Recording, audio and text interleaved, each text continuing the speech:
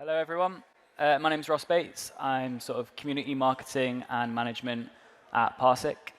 Today, I want to talk to you about the future of tokenomics.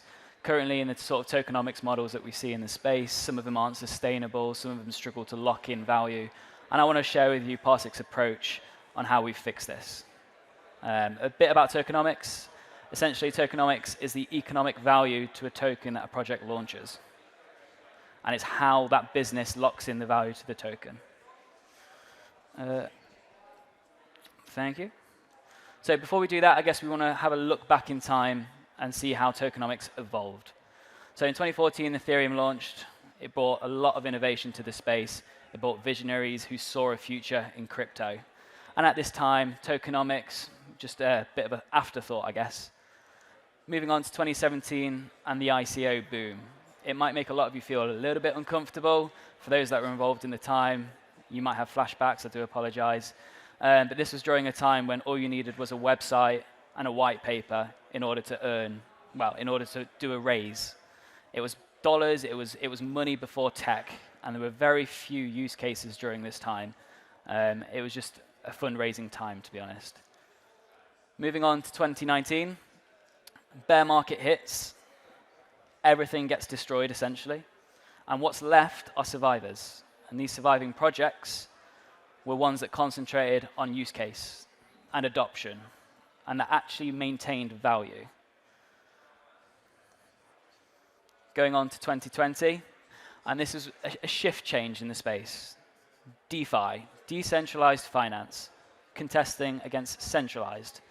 A mass amount of money moved into the space. Most people here might have interacted with the likes of Compound and Balancer and Aave, and liquidity mining became a thing. With all this adoption, Ethereum showed some scalability issues, and we saw gas prices rise to silly prices. But it was an exciting time to be involved. Moving to 2021 now, we're all involved in this non-fungible token boom. I mean, we're seeing 4 of these stands today involved in NFTs and talking about gamify and metaverses. So this year, the market reached the all-time high, Bitcoin at 60,000. Who'd have thought that back in 2012 and 2014? Scalability of Ethereum slowly being worked on with the implementation of 2.0. And as a result of the sort of slow progress that we see, layer 2s are starting to become a thing. Optimism, Arbitrum, both evolving beautifully in the space. So that's to now, and there still is this tokenomics issue, and adoption won't come without correction. In the future, we might see enterprise enter the space and tokenize. As a fundraising round, that makes sense. They gain more capital. More use cases for DeFi and NFT will keep people around. Potential use cases and tokenomics models. But there's still this underlying issue that underpins tokenomics. Speaking generally, the holders are not incentivized enough to use tokens in the ecosystem. Tokens don't have any underlying value. There is a disparity between companies' success and tokens' success. There needs to be some method to align both. Supply and demand is one of the most basic principles in business. Excess supply, lower demand. And all this incorporates into the tokenomics problem. So our solution at PARSIQ and our vision is that we should move to a subscription-type model. So service becomes expirable and renewable. So for example, a project offers a service. The current model that a lot of people use is that their native token pay in their token. So users pay using that native token, and it's used as a discount token. It's not sustainable, and it doesn't lock in value. Option 2, which we're now suggesting a move towards. Companies that offer a service, they use a subscription-type token as a value. The benefits of subscription, in particular, and the tokenomics model that we want to implement, is a Hodlian-based model. Something where you have to hold this token in order to unlock service.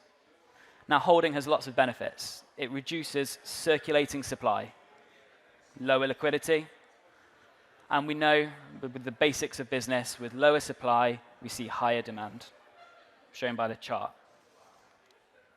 So let's talk about what PARSIQ did. We provide a blockchain data service, moving data from on-chain to off-chain to automate your workflows, a service. We've now said that to unlock this service, you have to hold a certain amount of our tokens. For example, one token, if you want to monitor one address, you need one token. If you want to monitor 10 addresses, 10 tokens. That's just an example. There are scalabilities in the fees. They're all roughly tied to a fiat price as well. So that's what we've done. So I guess the issue that arises now is service users, in theory, would have to buy the token. And service users don't necessarily want to buy tokens that have volatility. So we designed something called the IQ protocol. It's a decentralized money market for digital rentable assets. Now that PARSIQ made PRQ the unlock to the service, it can be rented. So how do we do it? When a project launches a token, essentially it has a service and it has a token. And as a result, what we have are holders and service users. So coming back to how do we align them? We create a renting pool. Holders place their tokens in the renting pool. Service users then, rather than buying from the market and subjecting themselves to the volatility of price and the logistics of buying crypto, can rent from the renting pool. As they do that, they'll pay a service fee, a rental fee. And this rental fee is then streamed to users, streamed to our holders, 50% over the first week and having a half-life every week after that. With subscription, there always has to be a period of time when you have to renew. So for the IQ protocol, we say every 60 days you have to renew your subscription and therefore re-rent the tokens, creating a nice APY and passive income for the holders who put their tokens into the project. So when service users take from the renting pool, they don't actually take the PRQ token. They're essentially held in like a little escrow contract. What they do take is a wrapped version of. And it's this wrapped version that allows access to the services, thus creating a risk-free environment. They can take these wrapped tokens, but at the end of the subscription period, they are automatically returned. And then we can place them on a market so people can bid to burn them, which is all taken in the initial fee. This isn't just subject to ourselves. We are happy to open this. This is an open source protocol, but you may require PARSIQ's monitoring services to know what service users are holding and therefore unlock the services to them. So where's the limits in this? I think we actually can expand beyond a normal protocol. Let's take non-fungible tokens. So an NFT, a person wants to rent their in-game sword that unlocks superpowers in the metaverse. Exciting as it sounds, logistically, it's OK with IQ protocol. So he then puts this sword into a renting pool. A user who wants to use it pays the rental fee. In return, they gain a wrapped version of this sword. As long as there's a mutual agreement between the game or the metaverse and ourselves to accept our wrapped contracts, then that NFT becomes available in that metaverse. So where else can we go? Let's take Netflix, for example. Let's say tomorrow Netflix launches a token, the Netflix token. Instantly, that's a fundraising round of, I might say millions, billions, whatever the value. It's a huge fundraising round, and it's instant capital. But they have an off-chain subscription. Brilliant. But they can bring it on-chain. So now you have to hold 10 Netflix tokens in order to have your Netflix service over the month, and then renew every 30 days.